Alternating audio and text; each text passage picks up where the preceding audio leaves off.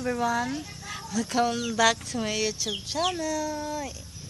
Si hello. Ito nga pala si Manit, you know na. Ang akong gibuhat karon it's alas 3 maman ulan manggudiri kaayo. Maulan kasi dito Tignan nyo anong ginagawa ko. Tinanggalan ko anong mga damo-damo itong aking mga ano to tawag nito, siling atsal, ito yun. Tapos ngayon gagawin natin, tatanggalin natin to lahat yung ano damo kasi mahina ang tumubo ang ano natin, anong siling atsal na to sa amin. Yan nyo, kunin lang natin to kasi para hindi sagabal sa halaman ng ating tinanim at para maganda tignan, tapos hindi madumi tignan kasi dapat halaman lang ano, sila pa rin tutubo at tutubo pa rin sila, ayang mamatay. Kaya itong ginagawa ko, tinatanggal ko yung mga damo-damuhan, daming damo masarap kasi ito pag ano, masarap ito sa bagay mo sa ano, yung atsara. Atsara ba yun? Yung atsara. Kaya ito lang. Tanggal tayo para magamit natin ang ano, space nito. Lalagyan ko ulit ng siling atsara. Marami kasi ako ngayon mga mamaliit. Dami akong mga mamaliit. Ang ganito. Kailangan natin tanggalin lahat kasi alam niyo naman na madali itong tumubo kapag umulan. Tingnan nyo, madali itong tumubo pag umulan. Kaya kakapoy ani.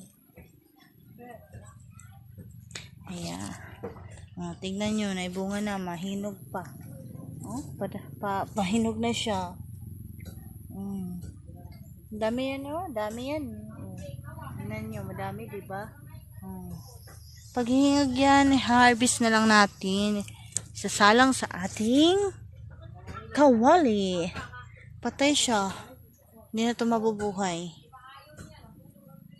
Kaya ito. Mamulak ka kasi. Marami yan pag mamulak ka. Pero ang ano niyan, pag ganito kasi,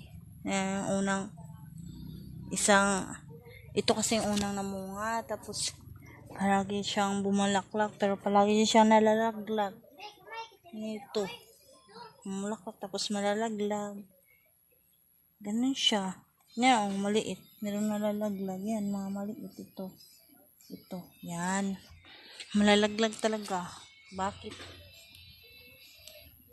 Baka sa ano yun, sa pagbubunga, ganun siya, malalaga. Tapos sa susunod naman, meron naman magbubunga, mabubuhay naman, tapos gaganito na siya kaliit. Ganito na ito, yan. Kita nyo yan. Dami siya. Kaya kahit parating lang ako nagtatanggal ng damo nito kasi hindi mo tatanggalin para hindi siya maano.